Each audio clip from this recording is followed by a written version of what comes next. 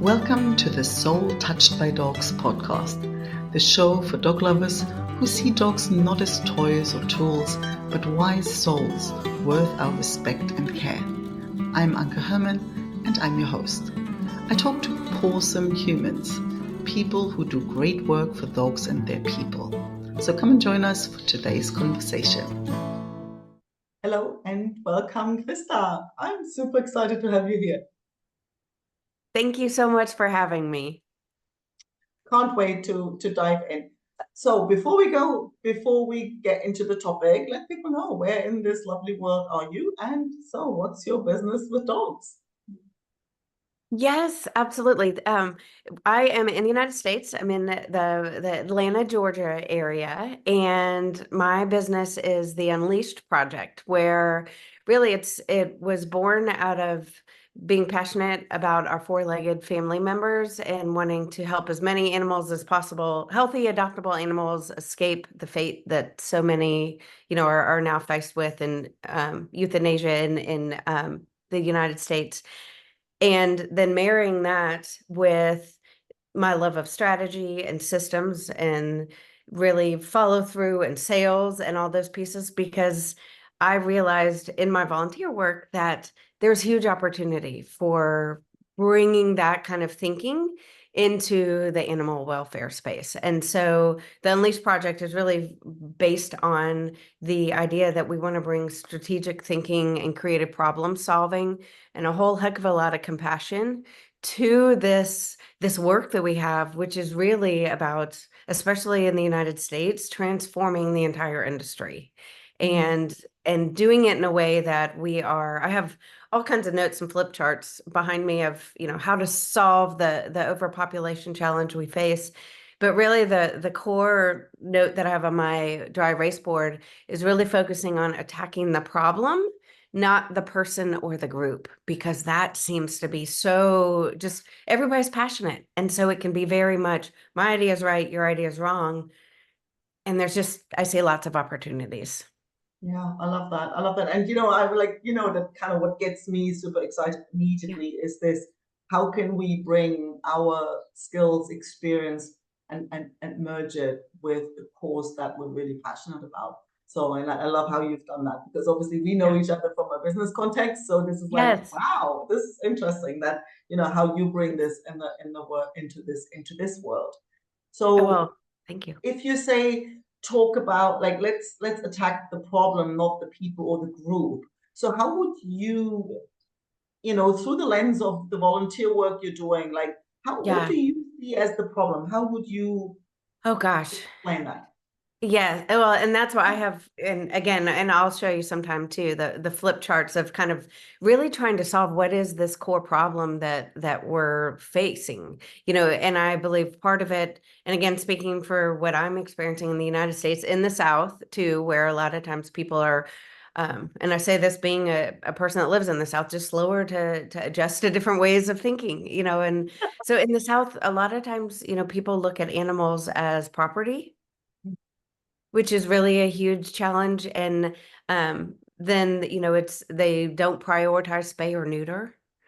And it's kind of, does the government need to mandate it? And then, I've done some work even with the commissioners here locally. And then I've learned so much about the law side of it and all the lobbyists and influences there. But I like to hunt, and I mean, just lots of complications. But then it's also the idea of a law is only as good as you're able to enforce it, So true. and so there's backyard breeders or, all the different things. So I don't know that I could say the exact problem. I used to think it was overpopulation of animals in shelters, but there's human activities or actions that are leading to that, and so even in Georgia where I live too, there's a lot of apartments and rental homes or different things that if you rent, a lot of times there's certain dogs you're not allowed to have, or maybe you're not allowed any dog. So then people are forced to give up their animals. And we see that in the volunteer work I do too. So it's a multifaceted.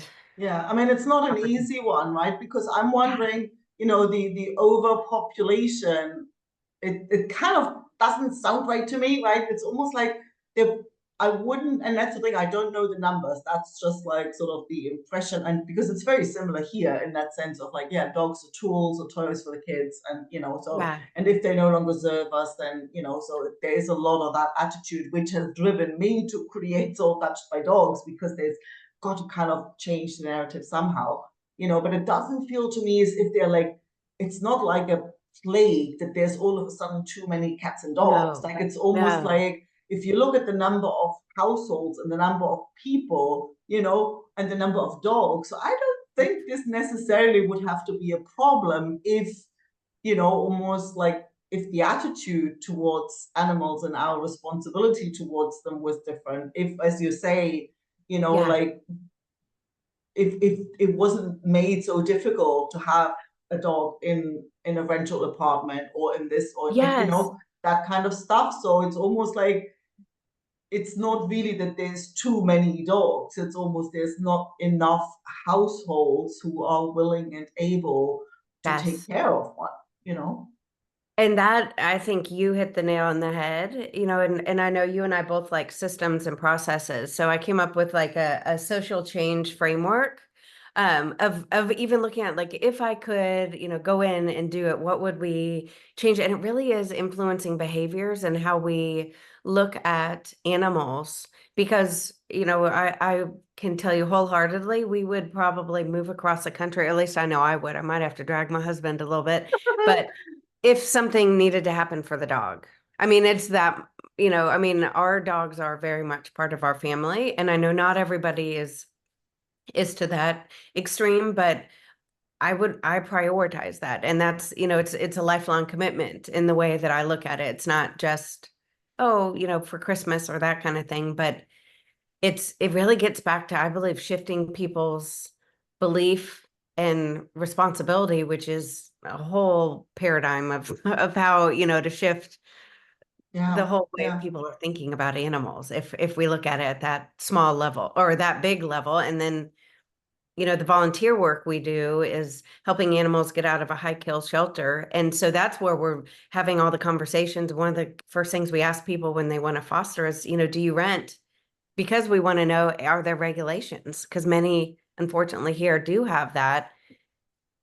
And then it's Mm, also the current economic situation we're in, as yeah. people are challenged to put food sometimes on their own tables, or pay their own bills, and then maybe the dog needs surgery, which is expensive. Oh, don't get me even, don't even go, Yeah. like, let's not even go there, because I've heard things from friends and clients I have in the States, and there's the horror stories they tell about, the ridiculous cost of stuff, and insurances who try then not step up, or like try and sort of find some loophole to not have to pay. And yeah, no, It's that's not funny, right? Yeah, I've done so much market research, again, being a data nerd too, talking with some of the companies that even, try, this is their focus, and then also down to like the grassroots level of, really helping animals get out every day from this high kill facility. And without having kind of the big picture answer, which I would love to have or figure out, I figured, as long as I can influence my current space in a positive way, Mm, until I know what this big answer is, and also to help people, within different facilities within our government and things that are doing that, but to give them the tools of how do we think strategically, how do we follow up, how do we bring sales in a positive way. I look at sales as service, and yeah. and actually interact with people in a way that, you know be appreciative of the volunteers. There's so many ways that, that's like crazy to even think that we say these things coming from the business side, but to be able to instill and infuse some of those values and ways of thinking, I see huge opportunities, because so Mm, many times it is, people that are just literally fighting with the next person, but they both want to save animals, but yet it's yeah, kind I of mean, that's so the unnecessary. same here. Yeah. So, like, how would you, if somebody goes, so that project you're doing, like, like, what is it? Like, what is the, like, what is the, well, the objective, sort of the outcome, the idea, we know. So, like, what does that look like? And they, is it like Well, you explain it. Yeah, no, Yes. that's a perfect question. And it really right now is where I'm open to just opportunities to create and influence change in this space. And so everything from speaking engagements, in front of this kind of a crowd to help give them the tools to think strategically to solve the problem, a different way, like bring something that maybe worked in a different industry to this industry that's just been the same for I don't know how long, but ridiculous amounts of time. I've partnered with humane societies to come up with marketing campaigns to influence change, in their areas and bring in, influencers or different ways to create that positive relationship and really foster that responsibility that a pet is for life. It's not for the season. And then I've also partnered with the commissioner too and worked, just on trying to help some of the local groups better utilize their funds that they do have to make sure it's going to the biggest impact activities. Because as you and I both know, there's 80,000 activities, one that you could do in your business every day, but also that could help animals, and making sure the funds that are available are really invested in those high ROI areas.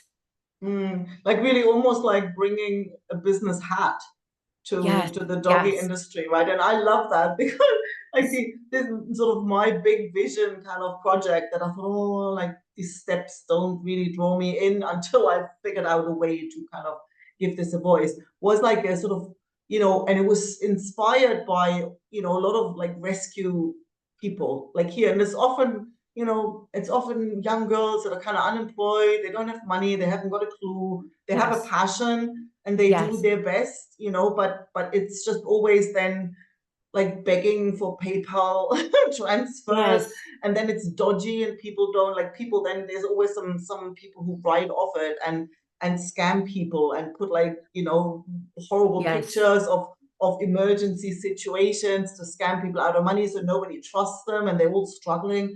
And I've often thought like, God, if this was run like a proper business, where there's Oh, a service and there's like, there are services that bring in money so the other stuff can be funded. And that's why I was so excited when I heard you talk. I was like, you're doing that. yeah, and that's you're exactly right. And knowing, your business background too, it just the worlds have been separate in my experience to a large degree. I mean, there's definitely people bringing that in, in different ways, but there's such an opportunity. And, one of the questions that I'm playing with, and I'll give to you because you're super smart, and not that we'll know the answer today, but is, the breeding industry, or the paid $5,000 for this specific dog, or pet stores, those kind of things, they run an actual business. And so how do we model what they've done to get people in, and also make the rescue dogs, the rescue cats, just as appealing? Like, what is, I almost think of like the Starbucks effect, where people all of a sudden start paying $10 for a cup of coffee. But how do we, like, that's a question that I don't have the exact answer to yet, but I know just giving you that question, your brain will come up with all kinds of Mm, stuff.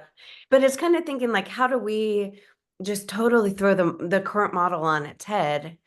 yeah. And what can that look like, where it's actually a pride and joy and a marker of awesomeness to have a rescue dog?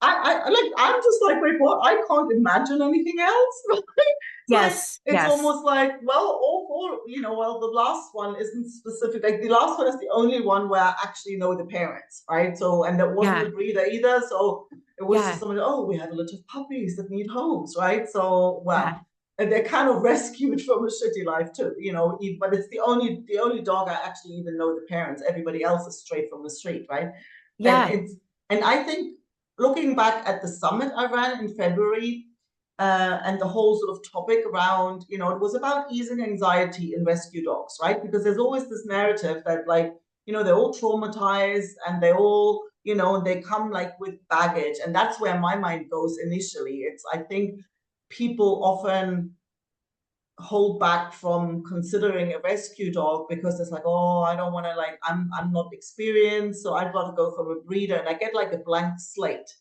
so I get a new car kind of thing, right? I don't want a used yes, car because who yes, knows what's under the hood, and I don't want to have to deal with all the baggage that comes up, right?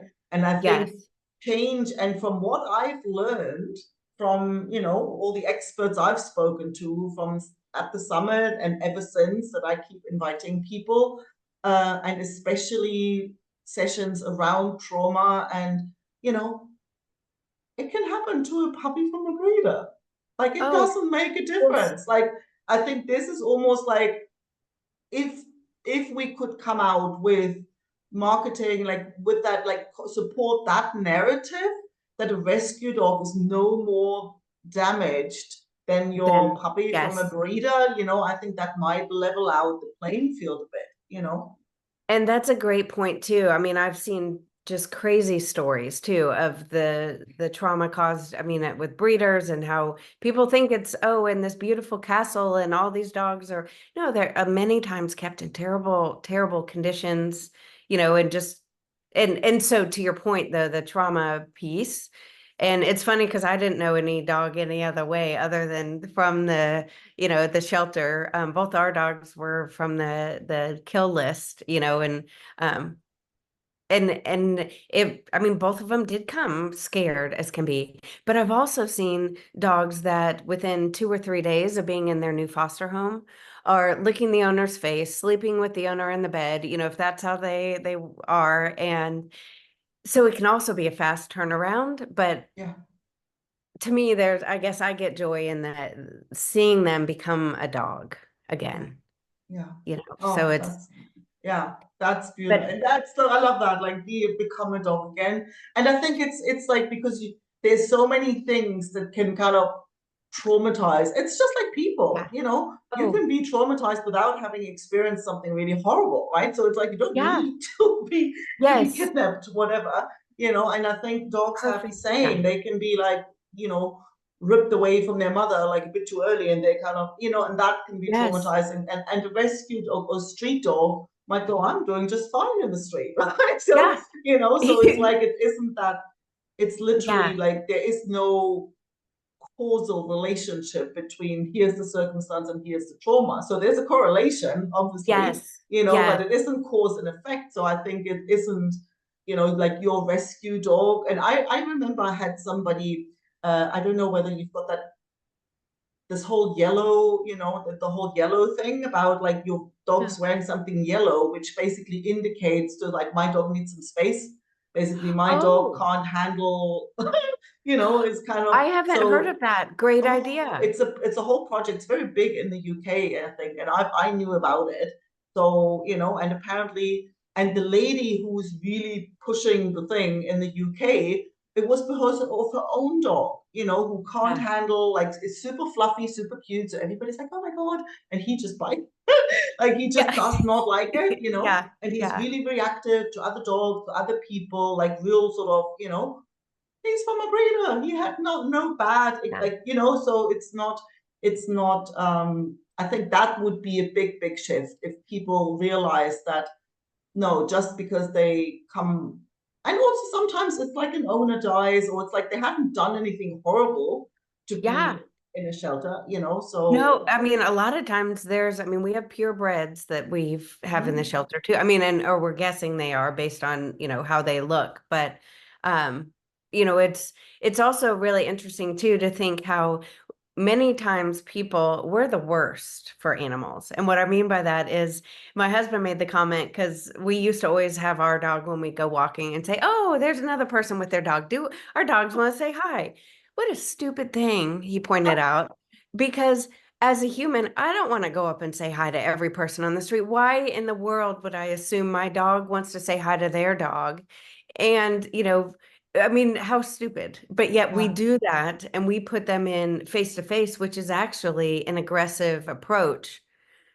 And You that's know, see, so that's the other angle. That's the other approach to it. It's almost to say, well, if people were, because like unless somebody dies or some, like, a lot of people give up their dogs because they just can't handle the dog. So there's just some yeah, stuff like they can't get. So where it's like, well, what if we could educate, starting with children, yes, like, educate people better to read body language, to understand how dogs actually function, so that yeah, less people find, like, oh my God, I can't handle this dog, I need to ream home or give up. So I think, Yes. well, that would be a big start too. That would be a huge piece. And even understanding, like part of the education campaign I was mapping out included teaching about the importance of spay and neuter for health benefits. And it also makes both females and males less aggressive. I mean, so we lessen the likelihood of dog fights, dog bites, plus unnecessary extra animals too. I mean, so it was like, I do believe the hugest starting point. I think most humans have a good heart and want to do right. They Yeah. just don't have the education or the access to be able to do better. And so it's up to us to find ways to, start a thing like this lady in the UK. I love that yellow I'll bandana. send you the link to it. Please do, You can because check I it would out. love to see that. And maybe it's taken off here in the US and I've just not seen it. But even for, so many times when a person takes a foster dog home, we say they need at least 2 weeks to decompress. They've been keep them away from other dogs, even if you have pets, just, do small introductions. And people usually bring them home and they're like, we're having a party tomorrow and we're going to, and it's, and I'm joking, hopefully they aren't really having a party, but it's like they don't think about what the dog needs and how to Yeah. set. But even if we tell them, or they're like, we don't know if they get along with cats, and they put them immediately with cats, and then the cat gets attacked. So Yeah, I think it's crazy. But I it think is. I think it is the education piece where I think Yes. more so than reducing. I mean, obviously, avoiding unwanted litters, well, that makes sense, right? But I don't Yeah. think almost like the amount of animals around isn't the problem. It's like people not knowing not having the environment and mostly not Yes. knowing how to make that, co-living successful. Yes. And and I know we're just real quick, one other thing that I thought was really interesting to learn too is really some of the individuals I interviewed spoke about how the Humane Society, a lot of times in the United States for sure, is looked at, oh, that's where I go and dump my dog kind of thing. Or that's the place you take them if it doesn't work out. But instead to rebrand it in a way as this is a resource. Maybe you go there for help with dog training. Maybe you're having financial challenges and they maybe have a program that could help with dog food. Or, you got evicted. There was one that was like it was something along pause, but it was like on pause so that you could actually have a foster for your dog for a month if you lost Yeah. your home and needed a place That like, kind of stuff's brilliant. I love that. oh, yeah, and have it be more of a resource center versus Yes. I'm just giving up. Look at it as, okay, this is a lifetime commitment. Ideally people looked at their children that way too. And how to, our child had whatever challenge. Okay, so we go solve the challenge versus just dumping it, and maybe Yeah. even, shifting that way of thinking could really create big shifts too. Oh, totally, totally. So to wrap up, where can people find out about you and get in touch and support you? Yes, well, thank you very much. And of course, I love just talking with you. We could do that all day, but on, my website is unleashedproject.com and you can find information there. It's very basic information, but that's probably the easiest way through the contact form there, just to reach out and that'll go directly to me and we can have whatever conversations about really helping to shift this consciousness and improve the education and the awareness so we can create bigger change. Love that. Thank you so much. And I can't wait to continue conversation with you. Yes, absolutely. I will have it to be continued. Awesome. Thank you. Thank you so much. Thanks so much for listening. If you enjoyed the episode, don't forget to subscribe and leave a review so other dog lovers can find the show. If you haven't already, head over to soultouchedbydogs.com and sign up for weekly doggy cuteness, tips, recommendations, and personal stories to warm your dog-loving heart. And if you know a awesome human you think I should interview, I'd love an introduction. Email me at Anke, that's ANKE, @soultouchedbydogs.com.